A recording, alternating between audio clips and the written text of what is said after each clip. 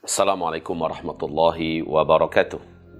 Alhamdulillah wassalatu wassalam ala habibillah Sayyidina Muhammad Rasulillah sallallahu alaihi wasallam. Amma ba'du, segala pujian dan syukur kita untuk Allah Subhanahu wa taala.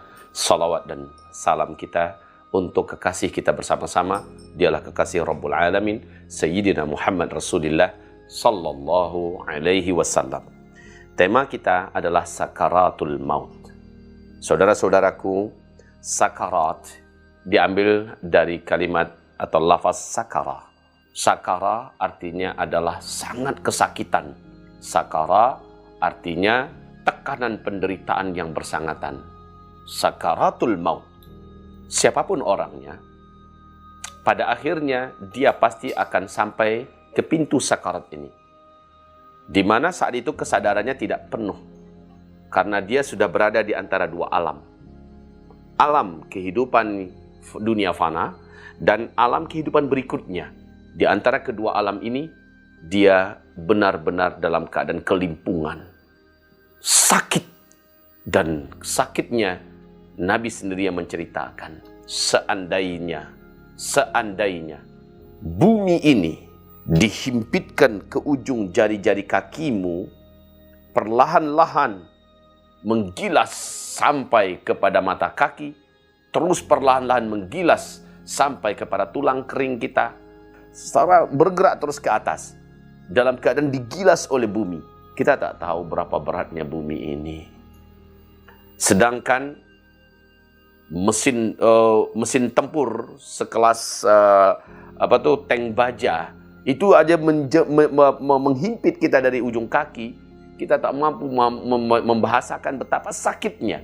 Sekarang Nabi mengatakan bumi ini menghimpitmu, ya, dibelindingkan dan menghimpit kita. Perlahan-lahan. Allah saja yang maha tahu bagaimana ungkapan bahasa yang paling tepat rasa sakitnya. Itulah dia sakaratul maut. Sakaratul maut.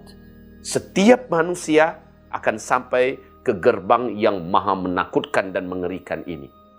Kalau dia orang yang beriman, Allah masih memberikan banyak kemudahan dan keringanan. Sebab seperti kata Rasulullah sallallahu alaihi wasallam di dalam hadis sahih Imam Muslim, hadis yang cukup panjang, Rasulullah berkata, orang yang beriman sakaratul mautnya dibuat sedang sedikit oleh Allah, yaitu agak sedikit ringan. Walaupun ringan, sudah sebegitu beratnya. Nabi kita yang sangat mulia, begitu agung dan suci insya Allah. Beliau ketika sakaratul maut, beliau sediakan air di sebelahnya. Ketika beliau merasakan beratnya sakarat itu, beliau usap wajahnya, pingsan. Lalu beliau terbangun kembali, merasakan sakarat. Jadi sakarat itu nggak langsung bers, begitu ya. Perlahan-lahan itu terasa dari ujung kaki. Ya, terasa. Dan ujung kaki yang sudah ditinggalkan oleh ruh tadi, mulai mendingin. Dan yang ruhnya masih ada di sana, masih terasa hangat. Dan begitu bergerak perlahan-lahan. Dan Nabi mengatakan ibarat dihimpit oleh bumi. Ya, bergerak sedikit demi sedikit. Dan sakitnya luar biasa.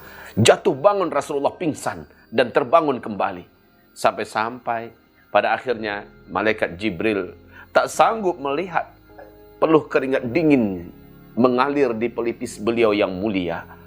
Malaikat Jibril akhirnya mengalihkan wajahnya. Tidak tega lagi melihat kekasih Allah dalam kondisi sakaratul maut. Karena sakaratul maut itu memang sangat sakit.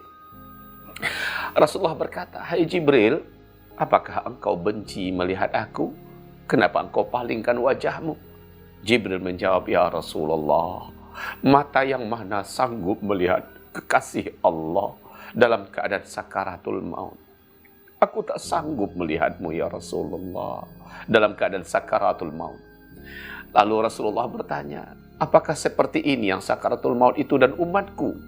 Apakah mereka semua merasakan begini? Benar ya Rasulullah. Maka Rasulullah berdoa, ya Allah, jika sakaratul maut yang dialami oleh umatku seberat hari ini yang aku alami, ya Allah, jadikan rasa berat yang sekarang aku rasakan berkali lipat dan ringankan sakaratul maut umatku sepeninggalku ya Allah. Ya Rabbana. Sakaratul mautnya Nabi Muhammad itu sangat dahsyat. Tapi Rasulullah meminta, ya Rabb, ringankan sakaratul maut umatku sampai akhir zaman, sampai kiamat nanti. dan rasa berat sakaratul maut mereka itu berikan kepada aku, ya Allah, demi meringankan sakaratul mautnya kita. Karena Nabi diberi oleh Allah kemampuan lebih untuk memikul penderitaan, dan itu demi cinta beliau kepada kita. Dalam hal ini seharusnya kita wajib merasa betapa besar rasa dan betapa dalam rasa cinta Nabi kepada kita. Baik, kita kembali. Saudara-saudaraku yang kami muliakan, dan khusus orang beriman, jadi sakaratul maut orang-orang beriman yang soleh-soleh, orang-orang beriman yang taat-taat, tidak sesakit yang seharusnya. Sebab apa? Sebab inti sakit itu telah didoakan oleh Nabi, angkat dari mereka ya Allah, berikan kepadaku. Masya Allah, luar biasa cinta Rasulullah untuk kita. Padahal Rasulullah belum pernah berjumpa dengan kita. Apakah tidak layak kita mencintainya? Apakah kita tidak layak kita membela ajaran yang dibawanya? Apakah tidak layak kita mencintai anak keturunannya? Apakah tidak layak kita mencintai cucu cicitnya? Karena Rasulullah menitipkan cucu cicitnya kepada kita. Jagalah anak keturunanku, kata Rasulullah. Cintailah mereka. Karena dalam mencintai mereka kalian dapatkan cintaku. Karena membenci mereka kalian akan mendapatkan benciku, kata Rasulullah. Wahai saudaraku, cintailah anak keturunan Rasulullah. Karena cinta Rasulullah kepada kita yang sempurna. Selanjutnya, orang beriman dalam sakaratul maut mereka yang sudah begitu dahsyat sakitnya, itu agak mendapatkan keringanan. Kenapa? Sebab saat nyawanya sedang proses berjalan ditarik oleh malaikat maut yang datang dalam wujud yang sangat ramah, wajah yang sangat baik, datang dan membacakan ayat Allah ketika menarik nyawa itu. Ayat yang dibacakan oleh malaikat maut ini adalah ya ayyatuhan nafsul mutmainnah, wahai pemilik jiwa dan nafsu yang mutmainnah, wahai pemilik jiwa dan nafsu yang tenang, irji'i ila rabbiki radiyatan mardiyah. Sekarang saatnya kembalilah kepada yang menciptakanmu. Pulanglah kepada pemilikmu dalam keadaan engkau memang sudah merindukannya dan senang berjumpa dengannya. Dan dalam keadaan Allah juga rindu dan senang berjumpa denganmu. Fadkhuli fi ibadi, wahai hamba Allah, hambaku. Ya, demikian dibaca oleh malaikat maut.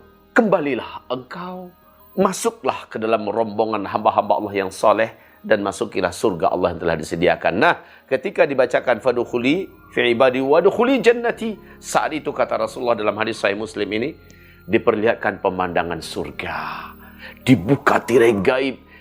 Si calon mayit orang beriman yang soleh dan bertakwa ini saja yang mampu melihat sendiri. Yang lain yang ada di sekitarnya tidak ada satupun yang mampu melihat. Sementara dia dengan mata telanjang melihat. Saat itu matanya terbelalak, bibirnya tersenyum. Sebab apa yang dia lihat ketika itu? Pemandangan surga. Indah, tak mampu dibahasakan dengan kata-kata bahasa manusia. Tak terkhayalkan, indah. Dan yang lebih menakjubkan dari apa yang dia lihat di pemandangan surga, nampak pemandangan istana yang maha mewah, maha indah, maha sempurna. Sekali lagi, tak mampu dikhayalkan oleh khayalan para raja-raja pengkhayal. Tak mampu dibahasakan dengan kata-kata bahasa manusia. Indah sekali istana itu. Dan yang menakjubkan, jalan menuju ke sana luar biasa indahnya. Dan di gerbangnya tertulis pemilik tempat ini, pemilik istana ini, namanya tertulis di situ.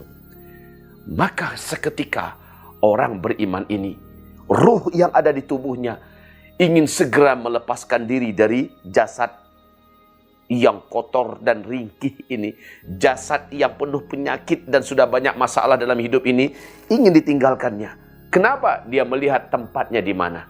Saat itu malaikat maut sudah mudah mengiring dan menarik roh ini keluar perlahan-lahan. Ya, luar biasa ini. Walaupun demikian, rasa sakit tetap terasa. Sakitnya itu tetap seperti tergilas, kata Rasulullah Sallallahu Alaihi Wasallam. Sakit sakaratul maut.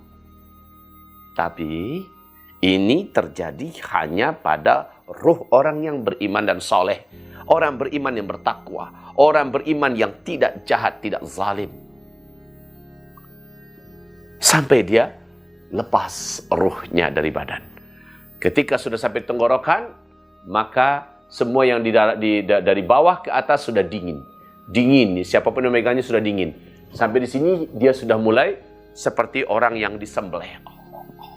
Saat itu telinganya masih mampu mendengar. Ketika sudah sampai di sini ya, masih mampu mendengar, masih bisa mendengar la ilaha illallah. Disitulah talqin diperlukan. Ucapkan la ilaha illallah. Sang mayat, sang calon mayat yang beriman, walaupun mungkin bibirnya sudah tidak mampu lagi digerakkan karena kondisi sakaratnya yang sangat sakit, ya luar biasa, tapi pendengarannya tetap aktif. Saat itu dia mampu mungkin menggerakkan bibirnya, akan tetapi kita yang menyaksikannya tidak mampu melihat bibirnya bergerak. Tapi mungkin saja dia telah mengucapkan la ilaha illallah.